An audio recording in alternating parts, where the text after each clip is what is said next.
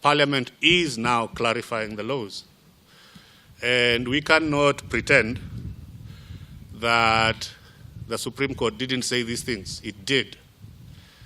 And as the Deputy President was saying in Kakamega yesterday, and his soundbite was good, so I can repeat it here.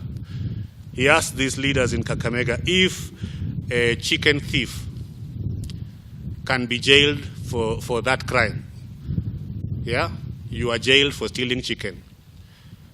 Why shouldn't you be jailed as a returning officer for refusing to sign the form or omitting to sign the form or forgetting to sign the form, in which you then consciously, because you must know that it has a consequence, you negate the will of the people. Their businesses will be protected.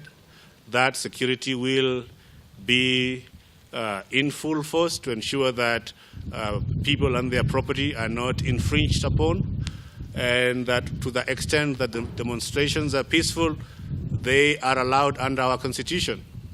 They can sing, they can march, they can walk, they cannot throw stones, they cannot beat up people, they cannot lash anyone. Those things that are not allowable within the Constitution, they cannot do.